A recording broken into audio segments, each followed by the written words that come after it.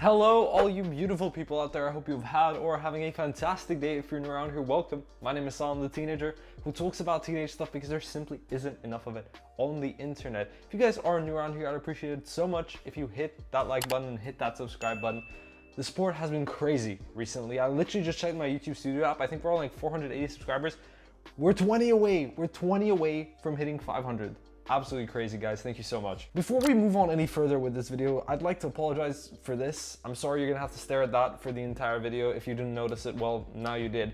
Got stung by something yesterday. I went into the forest and, oh well, something just wasn't having its day and decided to take it out on me. So now I have a massive swollen thing on my face, which is great. No, I think it's safe to say that I've made a lot of IB videos on this channel, but it's very surprising that I haven't made one about TOK yet. And considering that we're very close to the new academic term, and I know a lot of you guys are going to be going into the IB, I thought it'd be worth it to kind of give you guys a little bit of an overview about what TOK is, because trust me, it was my least favorite subject when I came into the IB. You know, you'd think the guy taking 4 HLs, including biochemistry and math, wouldn't hate TOK, but the reason I don't think I enjoyed TOK very much at the beginning was because it was just really difficult to understand. And as much as I'd like to say this video is going to teach you everything about TOK, it is not, because you can never become a master of TOK. Not even your professors or your teachers are going to be masters of TOK because it's such a broad topic. What I do aim to do with this video though is give you guys a short overview. It's only going to be very brief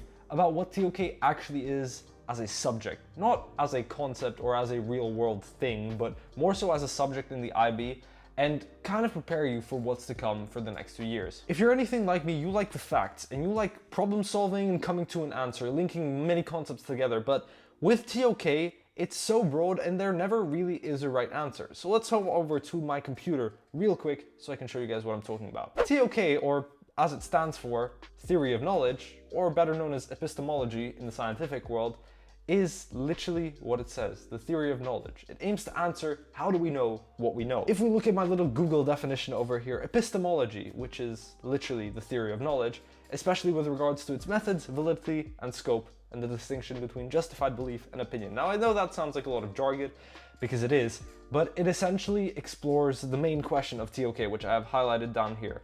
And it is, how do we know what we know? How do we discover what we know? And it basically has everything to do with knowledge. In your regular subjects, you're usually just given a piece of information and have to accept it as a fact, but in TOK, well, you're gonna learn to dissect that information critically. Before we move on to what you actually do in TOK, let's look at it as an IB subject and what is actually required of you. So if you look down here, TOK is a part of the IB core components. Now the IB core components consist of, well, TOK, as I just said, extended essay, and CAS, creativity, activity, and service. Now these 3 components are vital to your IB diploma. Fail any one of them, you fail the diploma, no matter if you get a 42 predicted. Within TOK, you have 2 assessments. Usually in first year, so year 12, first year of the IB diploma program, you're going to be doing a TOK exhibition. Now this is new. If you have any older siblings that might have gone through the IB, this was the TOK presentation. Well, that's now been substituted by the TOK exhibition. I actually just finished it. I'll give you a brief overview of what the TOK exhibition is. So you have to pick 3 concepts and one of the 35 IB prompts that will be given to you. Now these 3 objects all have to link to a unique way to that one prompt that you select, and you have to explain how TOK manifests itself in the real life world. Now I won't say any more than that because you will be confused. Trust me, when it comes to the TOK exhibition, you'll be fine, and hopefully by listening to this video you'll gain a little bit of better understanding of what TOK actually is. In the second year of the IB diploma program, so year 13, you're going to be completing a TOK essay. Now I haven't gotten to this stage in TOK yet, so I'm not the most qualified person to be telling you about this, but to my understanding the TOK essay is about exploring the areas of knowledge rather than the prompt and looking for 3 objects. But regardless, just keep in the back of your mind, you've got a TOK exhibition to do and you've also got a TOK essay to do over the course of the 2 years. Those are your 2 main pieces of assessed work. Now the most important thing to note is that TOK is actually worth some points to your IB diploma program. So if we think about it mathematically, you take 6 subjects, you can only score a maximum of 7 in each of those subjects. So that leaves you with 42 points if you score a maximum in each of your subjects. But you know that you can score a total of 45 in the IB, so where do those 3 bonus points come from? Well, they come from TOK, and they also come from extended essay. Now don't be mistaken, you can't just perform really well in extended essay, or just perform really well in TOK and then bun the other. You actually have to perform well in both to score those 3 points. Let's have a look at the grading matrix real quick. Now, TOK and extended essay, they're rather than being scored as numbers, they're scored as letters. So if you score an A in TOK and an A in extended essay, you actually get all 3 of those bonus points. And if you score an A in either extended essay or TOK and a B in extended essay or TOK, depends, you also get 3. So essentially, if you get an A in one of those 2 things, then you're pretty much secured, because if we look down, if you get an A in TOK or extended essay and you get a D in the other, you actually get 2 bonus points. So if you manage to secure yourself an A and even get a D for the other one, then you still get 2 bonus points, which is pretty incredible. So as I said, don't take TOK lightly, because those 3 bonus points can really mean a lot when it comes to applying to university. So now that we've got the official definition out the way and we've also discussed how you're going to be assessed, let's have a look at the basics of TOK. Now, I've tried to relate this as much to other subjects as possible in order to give you guys kind of a comparison, and also for you to be able to contrast some of the differences between a typical subject and also between TOK. One of the questions you might be asking yourself is, what do I actually do during class? What do you do during class time? What's the classwork look like? Well, in a normal subject, you usually have units, right? So in chemistry, you might be doing unit, I don't know, 1, which is, I think, atomic structure. I don't know the units by heart. But you might be doing unit 1, atomic structure, and then you do all the content for that 1 unit. Well, in TOK, it's a little bit different. You don't really have topics. You have areas of knowledge, and then you have themes. Right now, we're going to be talking about the areas of knowledge, or as I like to call them, the topics of TOK. Now, bear in mind, this might be a little bit different to every single IB school out there, but what you probably, or most likely should be doing, is going through each of these AOKs for a couple of weeks. Paired with the TOK themes, that should make up the bulk of your year 12 work. Now, you might be looking at, what are the areas of knowledge? Well, an area of knowledge is essentially almost like a subject. Now, if you look, you have the arts, you have the history, you have math, you have the human sciences, and you have the natural sciences. All these are kind of bubble subjects, but within each of these AOKs, you actually have what is known as a discipline. So, can you think of what a discipline in the natural sciences might be? Well, physics for one, chemistry, biology, environmental sciences, all of that falls under the natural sciences, the natural world. In the human sciences, for example, you have geography, you have economics, you have business, you have, what else is there? You have global politics. I'm trying to think of all the IB subjects out there.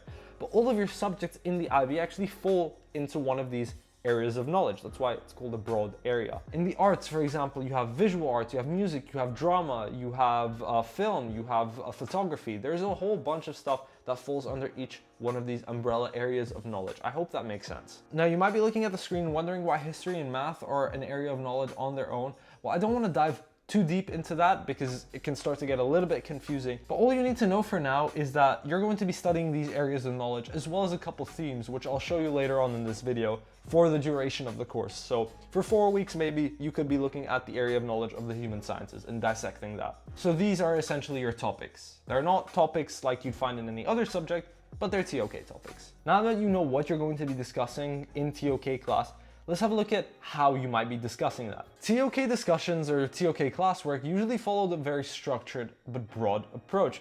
And I know that might seem confusing, but it's really not if we have a look at what's called the knowledge framework. Now, I need you guys to imagine that you're going to take one of these areas of knowledge and chuck it into the knowledge framework. And this is how you're going to be dissecting each of those areas of knowledge over the 4 weeks or however long your school decides to do one area of knowledge. You're going to be looking at the scope of the knowledge, and what that means is, why are we seeking the knowledge? What is the purpose of us seeking knowledge in this particular area of knowledge? Number 2 is you're going to be looking at the methods and the tools. So how are we seeking the knowledge in this particular area of knowledge? So in the natural sciences, it might be via the scientific method or with the aid of a microscope or a telescope.